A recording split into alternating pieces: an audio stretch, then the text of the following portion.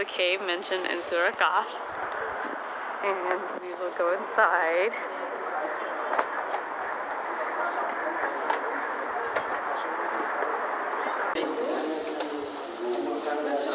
رنيت عليه وده بيشرح لنا الأستاذ يلا بس يدخل الناس إن شاء الله.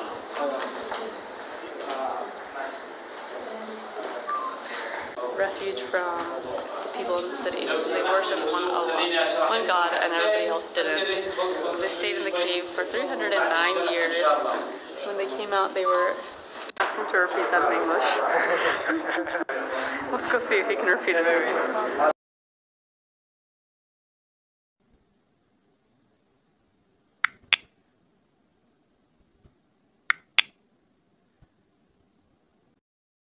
Assalamualaikum dan selamat petang guys. Nama saya Abizul Syrafan. Welcome back to my channel. Tidur ni merupakan satu benda yang penting lah untuk kita semua, tidak? Dan kita kena pastikan kita tidur antara 7 hingga 8 jam setiap hari. Dan tidur lebih pada tu pun tak elok, dan tidur kurang pada tu pun boleh kata tak elok jugalah kan. Tapi hampa pernah tak dengar kisah Ashabul Kahfi? Iaitu mengenai 7 orang pemuda yang tidur selama 309 tahun. Dan kisah ini dia ada di dalam Al-Quran dari ayat 9 ke 26. Surah Al-Kahfi diceritakan kisah beberapa orang pemuda yang beriman yang telah melarikan diri ke sebuah gua dan bagaimana Allah tidurkan mereka selama 309 tahun. Tapi yang guys kan, kalau kita fikir logik ataupun logik akal kan, cerita ataupun kisah mengenai Ashabul Kahfi ni, dia adalah satu kejadian yang pelik dan luar biasa, betul tak? Sampai sekarang tiada lagi manusia yang dapat menjelaskan macam mana ada orang boleh tidur selama beratusan tahun tanpa makan dan minum. Tetapi bagi orang yang beriman dan meyakini Allah, mereka mempercayai tiada yang mustahil jika Allah mengkehendakinya. Menurut beberapa ulama Islam, Allah telah menurunkan ayat-ayat ini kerana orang Quraisy di Mekah ketika itu telah mencabar Nabi Muhammad SAW untuk membuktikan kesahihan baginda sebagai seorang Nabi, Rasul dan utusan Tuhan. Dan kaum Quraisy telah menghantar 2 orang wakil untuk menemui seorang Yahudi bagi memperolehi soalan yang perlu ditanya kepada Nabi Muhammad SAW, memandangkan beliau tergolong dalam kalangan ahli kitab. Antara soalan yang telah dicadangkan oleh Yahudi itu adalah sekumpulan pemuda yang hilang pada suatu masa dahulu dan tentang seorang lelaki yang telah menakluki dunia daripada timur ke barat, Dzulkarnain. Kedua wakil kaum Quraisy ini pun mereka telah menemui Rasulullah dan menanyakan persoalan ini kepada baginda. Dan selepas 15 hari, Rasulullah dia menerima wahyu berkaitan dengan soalan tersebut. So guys, dalam video hari ini aku nak cerita tentang 7 orang pemuda yang ditidurkan selama 309 tahun dalam gua. Jom kita masuk dalam video.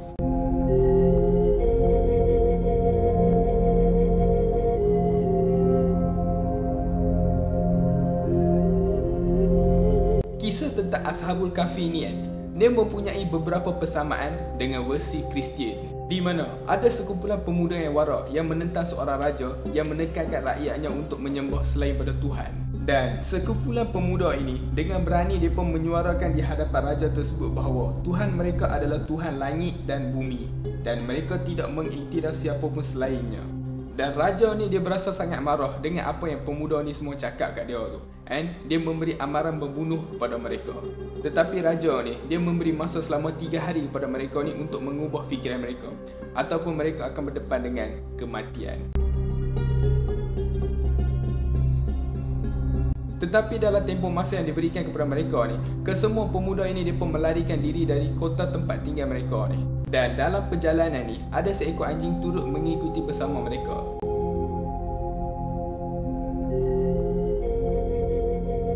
Akhirnya, mereka menemui sebuah gua di kawasan pegunungan dan bersembunyi di sana. Dan anjing ni pula, dia duduk di pintu masuk gua tersebut dan sedang mengawasi.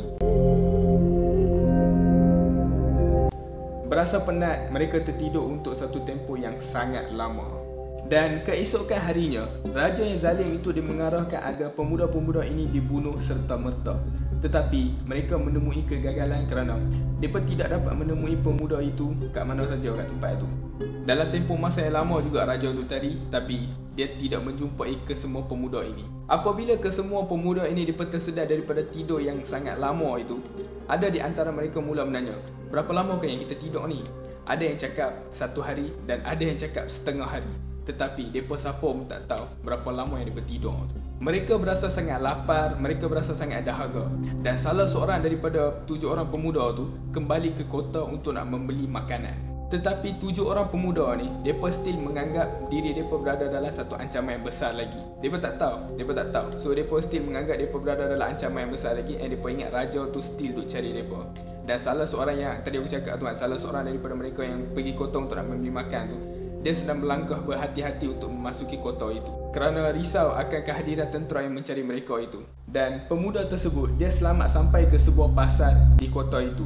Dan pemuda itu dia cuba untuk membayar menggunakan shilling perak yang dia ada masa tu. Dan dekat sini yang twist tu berlaku.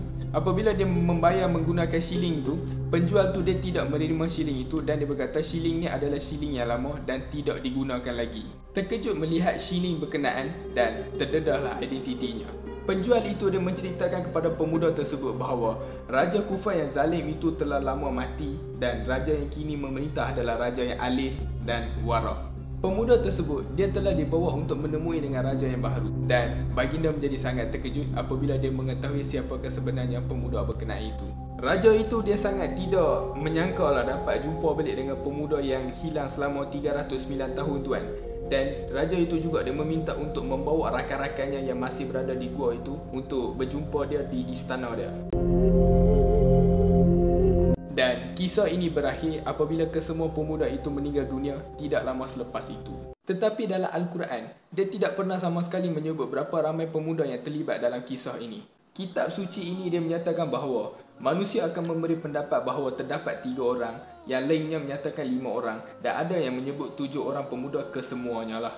Tetapi kisah Ashabul Kahfi versi Al-Quran ini, dia ada menyatakan kehadiran seekor anjing bersama mereka. So sekarang jom kita tengok dari segi tempoh masa pemuda-pemuda ini tidur. Kalau hampa nak tahu, dari segi tempoh masa, kesemua pemuda-pemuda ini yang disebut dalam Al-Quran, mereka ni hanya tidur selama 300 tahun ditambah dengan 9 tahun. Yang 300 tahun ditambah 9 tahun, konsep dia macam ni.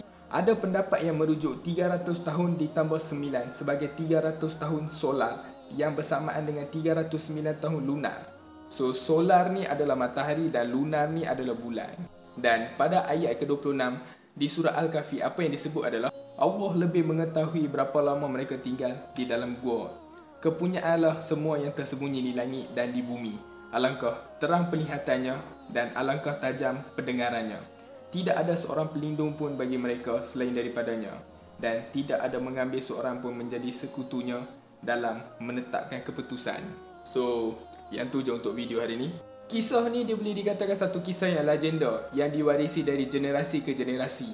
Dan sebagai umat Islam, kita juga wajib mempercayai tentang berlakunya kisah ini. Dalam surah Al-Kahfi juga, dia menasihati kita agar tidak bertengkar tentang perincian kisah ini. Kerana sesungguhnya Allah lebih mengetahui.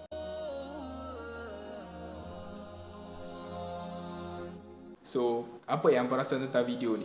Please komen pendapat hampa kat bawah. And kalau hampa suka video ni, like video ni and share video ni kat kawan-kawan hampa semua. And kalau hampa rasa kawan-kawan hampa nak tengok video ni, kalau hampa rasa video ni nice, please share kat kawan-kawan hampa semua.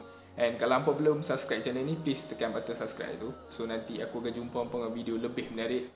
Assalamualaikum.